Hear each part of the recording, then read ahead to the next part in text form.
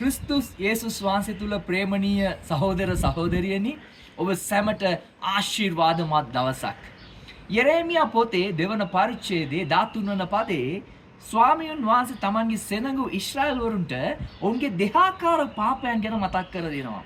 ඒ තමයි පළමු කාරණාව ඔවුන් ජීවනදායක වතුර වූ ස්වාමින් වහන්සේව අත්හැර බවත්, දෙවෙනි කාරණාව උන්වහන්සේව අත්හැර තමන්ටම කියලා ඔවුන් වතුර රැස් කරගන්න කටාරම් තටාක අදා ගන්නවා. හැබැයි ඔවුන් අදපු ඒ කටාරම් වල ඒ තටාකවල බිඳුණු ස්වභාවයක් තිබෙනවා. ඒ කියන්නේ වතුර ඒ තුල රඳා පවත්වන යන්නේ නැහැ. ඉතින් ප්‍රේමවන්තයනි, අපි සැබෑ දෙවියන් වහන්සේව අත්හැර අපි ව්‍යාජ දේවල් පසුපස යනවා නම් උන්වහන්සේ මතක් කර දෙනවා, නුඹලා මාව අත්හැර නුඹලා ව්‍යාජ දේවල් වලට යන කාරණාව නිසා නුඹලාගේ ජීවිතයට සැබෑ ආශිර්වාදයක් උරුමවන්නේ නැහැ. ඉතින් බිඳුනා වූ කටාරමකට අපි ජලය එකතු කරනවා නම් ඒ රඳා පැවැත්වෙන්නේ ස්වල්ප කාලයකට පමණයි.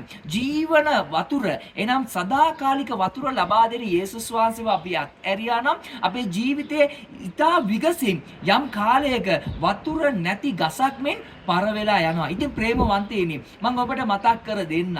ඉතින් අපේ ජීවිතේ කුමන දේ වුණත් අපව ප්‍රාණවත් කරන්න, අපව සාරවත් කරන්න, අපව සදාකාල ආශිර්වාදයට ගෙන යන්න ස්වාමින් වහන්සේ ඊයේත් අදත් එටත් අත් නොහැර ඔබ මා වෙනුවෙන් බලා සිටිනවා. ඉතින් ප්‍රේමවන්තයනි, ස්වාමී වූ යේසුස් වහන්සේ තුල ශක්තිමත් වෙමු, වර්ධනය වෙමු. උන්වහන්සේගේ ජීවන වතුර අපගේ ජීවිත තුල ගලා එන්නට අපගේ ජීවිතයේ දිනපතා එතුමාන්ට ඉඩ දෙමු. පුංචි යාඥාව මා ඔබත් එක්ක කරන්නම්. ප්‍රේමණීය යේසුනි, ඔබ වහන්සේ අප වෙනුවෙන් කර තිබෙන ඔබගේ ත්‍යාගය ගැන අප මේ මොහොතේ සීකරන අතර ඔබයි අපගේ ජීවන උල්පත. ඉතින් අප ඔබ තුල රැඳෙන්නටත් ඔබගේ ඒ ජීවන වතුර දිනපතා අපේ ජීවිතේ ගලා යන්නා වූ වාජන හැටියට අප පාවිච්චි වෙන්නත් ශුද්ධාත්මයන් වහන්සේ කරුණු කොටගෙන ඔබ වහන්සේ අපව ආශිර්වාද කරලා පාවිච්චි කරන්න කියලා මේ උදෑසන කාලේ අප කැප වෙනවා ස්වාමිනේ. පියාණනි, මේ බලා සිටින සියලු දෙනාගෙන මම ආශිර්වාද කරමින් යාඥා කරනවා, ඔවුන්ගේ ජීවිතය තුල මේ කාලයේදී ඔවුන් යම්